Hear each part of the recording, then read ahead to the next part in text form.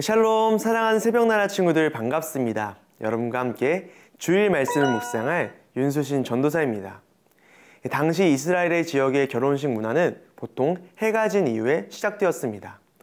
밤에 신랑이 신랑의 친구들과 올 때에 신부의 들러리들이 등불을 밝히면서 신랑과 친구들을 맞이하는 것이 문화였습니다.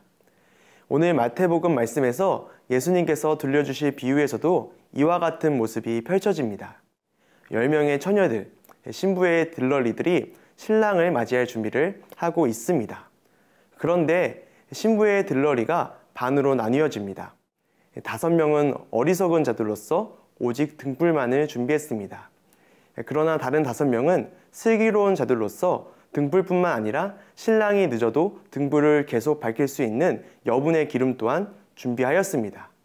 자, 이제 어떤 일이 일어나게 될까요? 함께 말씀을 통해 알기 원합니다. 오늘 말씀의 주제는 준비하고 깨어있으라입니다. 오늘의 말씀은 마태복음 25장 1절에서 13절입니다. 그때 하늘나라는 등불을 들고 신랑을 맞이하러 나간 10명의 처녀와 같을 것이다. 그 가운데 5명은 어리석었고 5명은 슬기로웠다. 어리석은 처녀들은 등불은 가져왔지만 기름은 챙기지 않았다. 하지만 슬기로운 처녀들은 등불과 함께 그릇에 기름을 담아 가지고 왔다. 신랑이 늦도록 오지 않자 처녀들은 모두 졸다가 잠이 들어버렸다. 한밤중에 갑자기 신랑이 온다, 어서 나와서 신랑을 맞으라 하는 소리가 들렸다. 그러자 처녀들은 모두 일어나 자기 등불을 준비했다.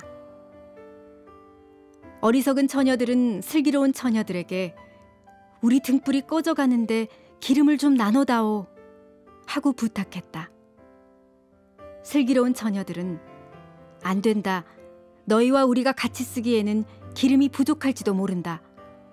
기름 장수에게 가서 너희가 쓸 기름을 좀 사라 하고 대답했다. 그러나 그들이 기름을 사러 간 사이에 신랑이 도착했다. 준비하고 있던 처녀들은 신랑과 함께 결혼잔치에 들어갔고 문은 닫혀버렸다. 어리석은 처녀들은 나중에 돌아와 애원했다. 주여, 주여, 우리가 들어가게 문을 열어주십시오. 그러나 신랑은 대답했다. 내가 진실로 너희에게 말한다. 나는 너희를 알지 못한다. 그러므로 너희도 깨어 있으라. 그 날짜와 그 시각을 알지 못하기 때문이다. 예상했던 것보다 신랑의 도착이 늦어지고 있습니다.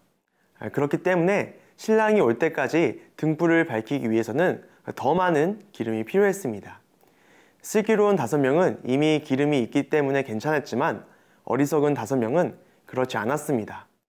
어리석은 자들은 슬기로운 자들에게 기름을 나눠줄 것을 부탁했지만 나눠줄 수 있는 양의 기름이 있는 것은 아니었습니다.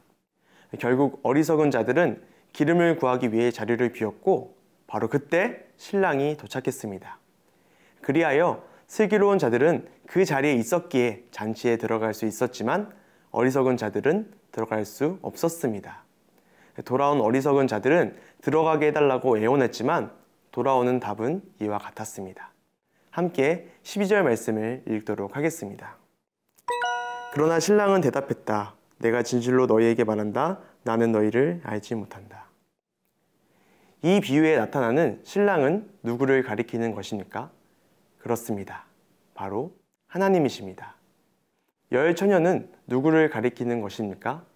맞습니다. 바로 우리를 가리키는 것입니다. 사랑하는 새나 친구들, 분명하게 기억하십시오.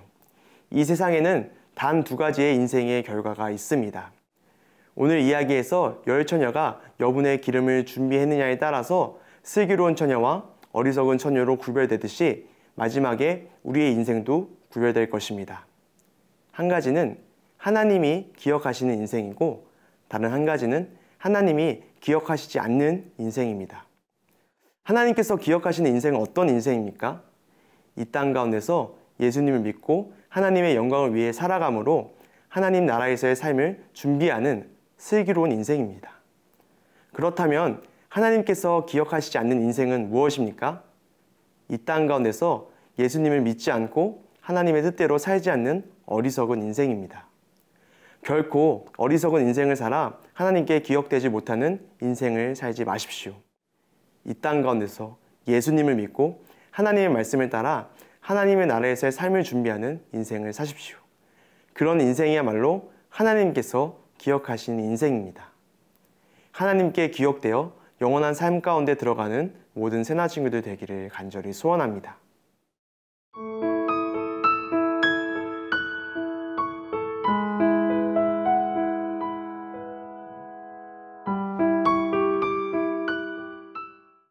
아무리 어리석은 처녀들이 여분의 기름을 준비하지 않았다 하더라도 결혼식에 들어가지 못하게 하는 것은 너무 매정한 것이 아닌가라는 생각이 듭니다.